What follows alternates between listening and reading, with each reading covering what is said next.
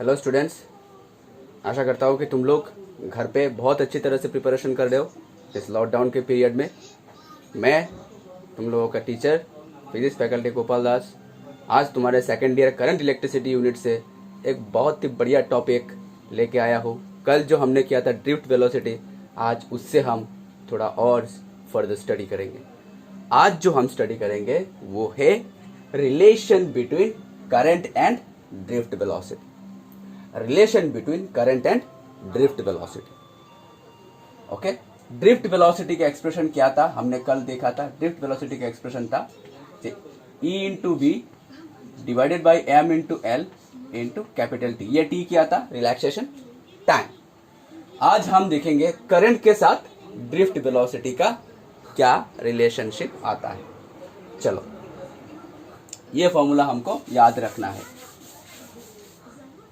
हम एक conductor draw करते हैं। ये पकड़ लो, ये सिलिंड्रिकल कंडक्टर है, ठीक है।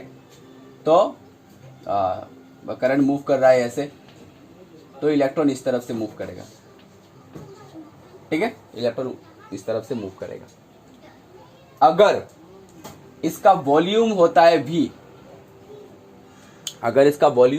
V, तो total number of charges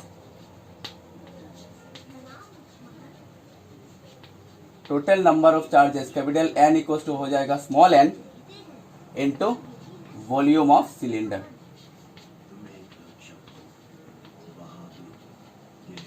okay, n हो गया number of electron into volume हो गया टोटल नंबर ऑफ इलेक्ट्रॉन, ठीक है।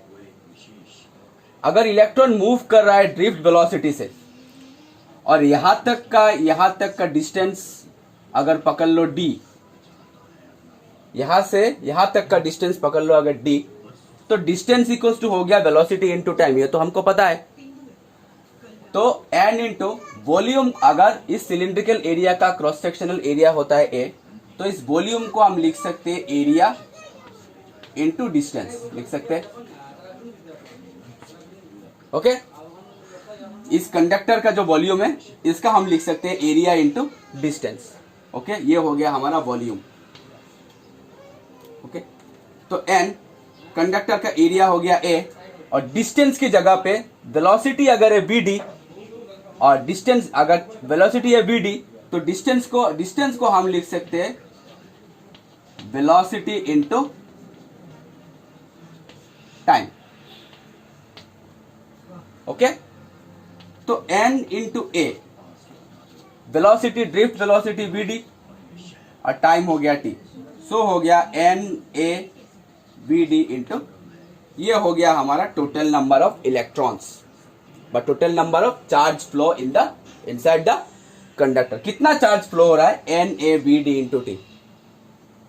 पहले से समझा कर देता हूं। टोटल, अगर ये सिलिंड्रिकल कंडक्टर अगर पकड़ के चलते हैं तो टोटल नंबर ऑफ चार्ज होता है capital N equal to small n into volume of the cylinder. Okay, small n हो गया नंबर ऑफ इलेक्ट्रॉन्स और वॉल्यूम इंटू हो गया इसका टोटल नंबर ऑफ चार्जेस, ठीक है। n इंटू वॉल्यूम को अभी क्या लिख सकते हैं? वॉल्यूम को लिख सकते हैं इसका cross sectional area into distance, लिख सकते हैं। ये एरिया हो गया, ये एरिया हो गया, ये एरिया हो गया, ये एरिया हो गया, ये एरिया हो गया, ये एरिया हो गया। ये एरिया टोटल डिस्टेंस कवर कर रहा है, तो एरिया इंटू डिस्टेंस हो गया हमारा टोटल सिलेंडर का वॉल्यूम। समझ में आया? तो एरिया हम क्रॉस सेक्शन एरिया की जगह पे a बिठा देते हैं, और डिस्टेंस की जगह पे डिस्टेंस का फॉर्मूला हम लिख देते हैं वेलोसिटी इनटू टाइम। ये तो हम लिख सकते हैं वेलोसिटी को distance by time, distance equals to हो गया वेलोसिटी इनटू टाइम। समझ में आया? तो n a वेलोसिटी यानी ड्रिफ्ट वेलोसिटी vd, टाइम की जगह पे हमारा हो गया t। ये कर्व ब्रैकेट हम उठा देते हैं। वेलोसिटी इनटू टाइम, वेलोसिटी यानी ड्रिफ्ट वेलोसिटी vd, टाइम की जगह पे t, तो हो गया टोटल नंबर ऑफ इलेक्ट्रॉन हो गया n a v d into t. Okay, अभी हम क्वांटाइजेशन फॉर्मूला से, इलेक्ट्रोस्टैटिक्स में हमने पढ़ा था, क्वांटाइजेशन पे हम लिख सकते हैं charge q is equals to n e। So n की जगह पे n का वैल्यू बिठा देते हैं n e a v d into t. ये हो गया q charge. Okay, so current I is equals to, so current I is equals to Q by, ये तो हम जानते हैं, तो Q का वैल्यू बिठा देते हैं NEA VD into t divided by T, T cancel हो गया, सो I इक्वल्स टू फॉर्मूला हो गया NEA VD. This is the relation between current and drift velocity. देखो N number of electron, E charge of electron, area A, ये सब constant है. अगर ये भी constant, N number of number तो फिक्स रहेगा, 2 हो, 3 हो, 4 हो, 5 हो, 6 हो, कांस्टेंट ही रहेगा. इलेक्ट्रॉन का मैग्नीट्यूड फिक्स्ड है 1.6 10 to the -19, ये भी फिक्स्ड है. किसी कंडक्टर के एरिया भी फिक्स्ड ही रहेगा. ओके, तो ये जो पार्ट है, ये तीनों पार्ट जो है कांस्टेंट हो गया. यानी हम लिख सकते हैं I directly proportional to VD. यानी जितना ड्रिफ्ट वेलोसिटी बढ़ेगा उतना ही हमारा करंट का फ्लो बढ़ेगा. यानी जितना ज्यादा इलेक्ट्रॉन फ्लो करेगा उतना ही करंट का अमाउंट बढ़ेगा. ठीक है, उतार लो. तो ये हो गया हमारा रिलेशन करंट और ड्रिफ्ट वेलोसिटी में I is equals to NEA VD. Okay, अभी हम करेंगे एक बहुत ही इंटरेस्टिंग लॉ, बहुत ही इंटरेस्टिंग टॉपिक जो हमने क्लास 10 में करा था. अभी हम हायर सेकेंडरी सेकेंड ईयर पे हम करेंगे ओम्स लॉ. बच्चा जानता है कि ओम्स लॉ क्या है. क्या है ओम्स लॉ? एक पागल साइंटिस्ट, हर कोई समझता है कि ओम्स लॉ, जो लॉ वगैरह देते हैं वो सब पागल है, लेकिन ये Ohm's law is the basic of current electricity. ठीक है, यहां से करंट इलेक्ट्रिसिटी मतलब प्रोड्यूस होना शुरू हुआ था. तो ओम्स लॉ क्या बोलता है? ओम्स लॉ बोलता है कि eight constant temperature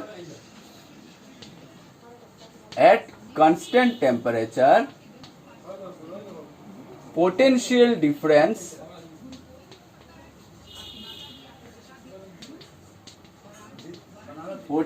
difference across two ends of a conductor, potential difference across the two ends of a conductor is directly proportional to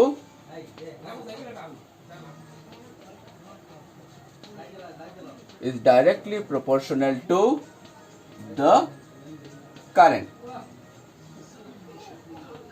ये हो गया हमारा स्टेटमेंट. एट कांस्टेंट टेम्परेचर, ये लाइन अंडरलाइन कर लो, ये हमारा मेन. अगर लॉ से, अगर ये टेक्निकल टर्म, ये लाइन, ये जो एट कांस्टेंट टेम्परेचर, ये लाइन अगर हम निकाल दे तो इस लॉ का कोई वैलिडिटी नहीं रहेगा. ये बहुत ही इंपॉर्टेंट लाइन है. At constant temperature potential difference across the two ends of a conductor is directly proportional to the current. अगर पकड़ के चलिए कंडक्टर है, ठीक है, इसका दोनों एंड का पोटेंशियल डिफरेंस है V और इसमें से करंट फ्लो कर रहा है I. तो मैथमेटिकली हम लिख सकते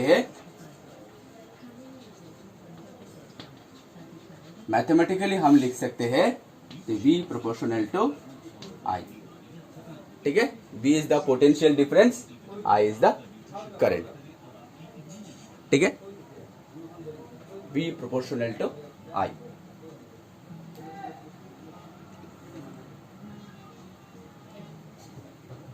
चलो इसका प्रूफ करते हैं हम.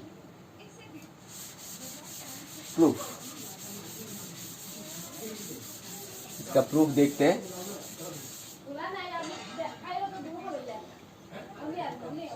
प्रूफ, ड्रिफ्ट वेलोसिटी का एक्सप्रेशन क्या था? E इंटू V यानी potential difference divided by M into L into T. Okay, और we know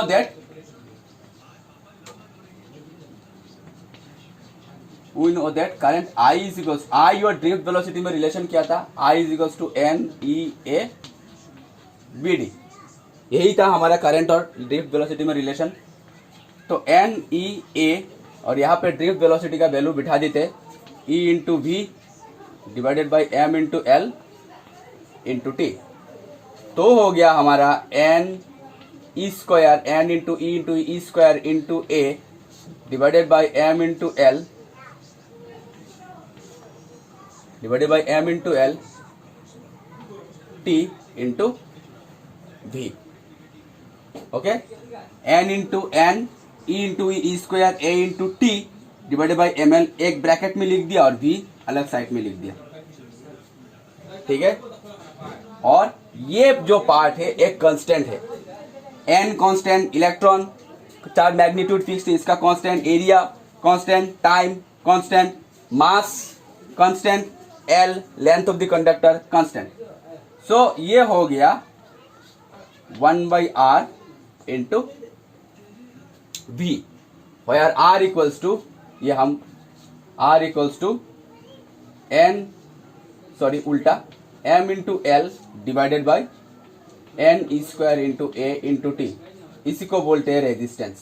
हम पढ़ेंगे, इसको बोलते हैं रेजिस्टेंस. तो I into 1/r into v और V proportional to I. Proof समझ में आया. ड्रिफ्ट वेलोसिटी का एक्सप्रेशन हम जानते हैं EV by ml into t, और करंट और ड्रिफ्ट वेलोसिटी में रिलेशनशिप ये I is equal to NEBD. यहाँ पे हम ड्रिफ्ट वेलोसिटी का वैल्यू बिठा दिया, कैलकुलेशन किया. ये जो वैल्यू है ये 1/r है. R को क्या बोलते हैं, रेजिस्टेंस, जो फिक्स्ड है. हर एक कंडक्टर के लिए रेजिस्टेंस फिक्स रहता है, और अगर ये फिक्स्ड है तो ये पार्ट एक कांस्टेंट हो जाएगा, तो V प्रोपोर्शनल टू I हमारा प्रूव हो गया. यही है हमारा ओम्स लॉ. क्या बोलता है Ohm's law? Eight constant temperature potential difference across the two ends of a conductor directly proportional to the electric current. ठीक है, यहां से हमने रेजिस्टेंस एक जाना है. अब ये रेजिस्टेंस क्या है ये हम जानते हैं. चलो, अब ये रेजिस्टेंस क्या है ये हम जानते हैं. Resistance, resist means what? Resist, कोई हमको रेजिस्ट कर रहा है. रेजिस्ट मीन्स क्या? ओपोज कर रहा है. किसको ओपोज कर रहा है? करंट को ओपोज कर रहा है. ठीक है, resistance, resistance is the opposition. Resistance is the opposition offered by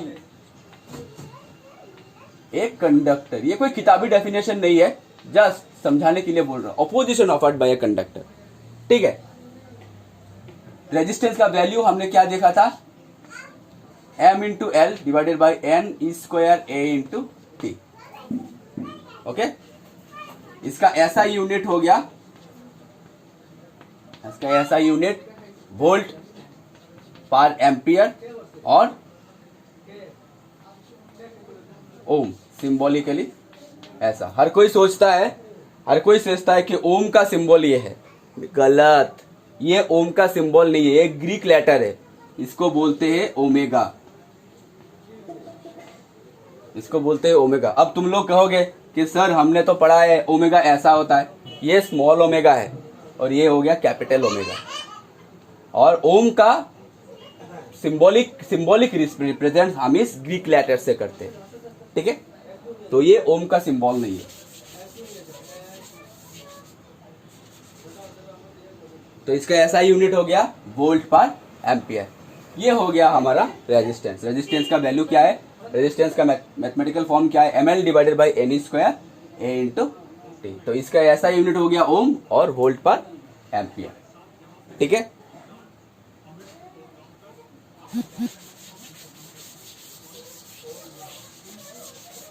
अभी हम देखेंगे grouping of resistors.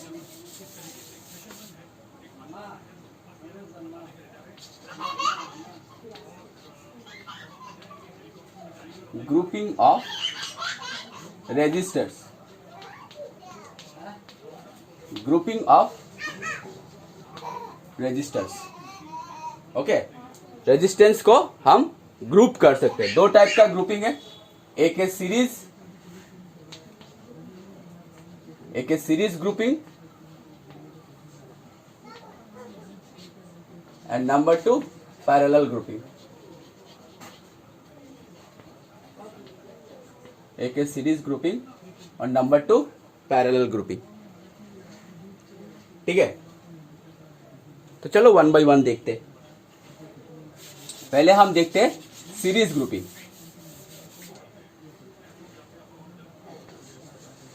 Okay, resistance का सर्किट सिंबल होता है ऐसे,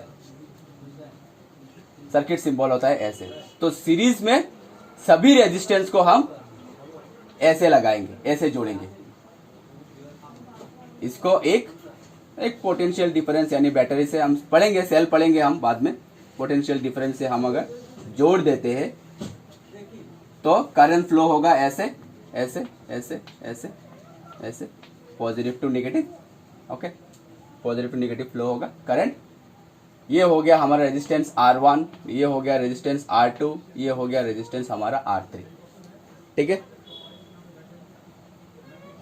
सब में करंट हमारा दौड़ रहा है, सभी रेजिस्टेंस में से करंट हमारा दौड़ रहा है I, यहाँ पे I कंटिन्यू हो रहा है। ओके, तो एक बात याद रखना, सीरीज में पोटेंशियल डिफरेंस डिफरेंट रहता है। सीरीज कॉम्बिनेशन में या सीरीज ग्रुपिंग में पोटेंशियल डिफरेंस डिफरेंट रहता है, बट करंट सेम रहता है। किसी भी सर्किट में रेजिस्टेंस को सीरीज या पैरेलल पकड़ने का यही सही तरीका है, यही एक आसान तरीका है कि जो रेजिस्टेंस में, जिन रेजिस्टेंस में से सेम करंट दौड़ रहा है वही सभी हमारा सीरीज में, और जो रेजिस्टेंस में से हमारा करंट डिफरेंट जा रहा है वही सब रेजिस्टेंस हमारा पैरेलल ग्रुपिंग में है। तो यहाँ पे वोल्टेज हमारा डिफरेंट रहेगा। ये हो गया V1 हो गया अपना, यहां से हो गया V2 हमारा पोटेंशियल डिफरेंस, और यहां से हो गया हमारा potential difference V3। Okay okay, so total potential difference V is equal to हो गया हमारा V1 plus V2 plus V3। Okay, so implies RS is the equivalent resistance. RS is the equivalent resistance. Current since हमारा current same है तो RS is the equivalent resistance. V1 हो गया हमारा IR1 plus V2 हो गया हमारा IR2 और V3 हो गया हमारा IR3। तो थ्रू आउट हमारा I कैंसिल, तो RS इक्वल टू हो गया हमारा R1 plus R2 plus R3। ये हो गया हमारा सीरीज ग्रुपिंग का फॉर्मूला। ठीक है, और इसको हम ऐसे लिख सकते हैं RS equals to summation at RI as I equals to 1 to N। Okay, ये हो गया हमारा सीरीज ग्रुपिंग का फॉर्मूला। सीरीज और पैरेलल पकड़ने का यही सही तरीका, एक ही तरीका है कि जो रेजिस्टेंस में से सेम करंट दौड़ रहा है सीरीज, डिफरेंट करंट पैरेलल, कोई याद रखने से चलेगा। टोटल पोटेंशियल डिफरेंस हो गया हमारा, टोटल पोटेंशियल डिफरेंस यहाँ पे V, total potential difference V is equal to हो गया V1 plus V2 plus V3। तो RS is the equivalent resistance of series combination, IRS plus IR1 plus IR2 plus IR3। Throughout I cancel, RS equal to R1 plus R2 plus R3 और RS equal to summation this. तो ये हो गया हमारा series combination. अभी हम देखते हैं पैरेलल कॉम्बिनेशन। अभी हम देखते हैं पैरेलल कॉम्बिनेशन।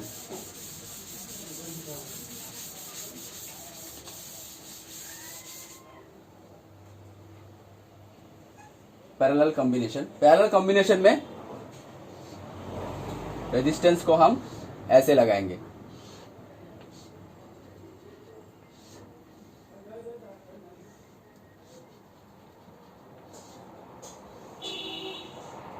ठीक है, ये एक पोटेंशियल डिफरेंस। तो डिफरेंट रेजिस्टेंस, ये हो गया हमारा R1, ये हो गया हमारा R2, ये हो गया हमारा R3, ये प्लस ये माइनस, इधर से करंट निकलेगा I, इस पॉइंट में जाकर करंट का डिवाइड हो जाएगा। करंट तीन रास्तों में से गुजर जाएगा। इधर से चला गया तुम्हारा I1, इधर से चला गया तुम्हारा I2, इधर से चला गया तुम्हारा I3। तीनों करंट यहाँ पे जाके मिलेगा। इधर से I1 आ रहा है, इधर से I2 आ रहा है, इधर से I3 है, तीनों करंट आके मिलेगा और मिलके टोटल करंट हमारा I निकल जाएगा। ठीक है, ये हम बाद में पढ़ेंगे KCL जब करेंगे, जितना करंट निकलता है उतना ही आके वापस मिलता है। ये हम KCL में करेंगे, बाद में करेंगे। तो ये R1 R2 R3 ये हो गया। ठीक है, तो देखो डिफरेंट डिफरेंट करंट जा रहा है, यानी तीनों रेजिस्टेंस हमारा पैरेलल है। ठीक है, तो पैरेलल ग्रुपिंग में पोटेंशियल डिफरेंस हमारा सेम रहता है। ओके, लेकिन करंट डिफरेंस, टोटल करंट हमारा हो गया I is equals to I1 plus I2 plus I3। तो I मतलब V बाई आर, RP पकड़ लेते, P for parallel, RP is the equivalent resistance for parallel combination, जैसे RS पकड़ा था। तो V by RP, V by R1, V by R2, V by R3, throughout V cancel, so 1 by RP is equals to 1 by R1 plus 1 by R2 plus 1 by R3। Okay, ये हो गया हमारा parallel grouping का formula. और 1 by RP is equals to summation I is equals to 1 to N 1 by RI, ऐसे भी लिख सकते हैं और ऐसे भी लिख सकते हैं। ठीक है,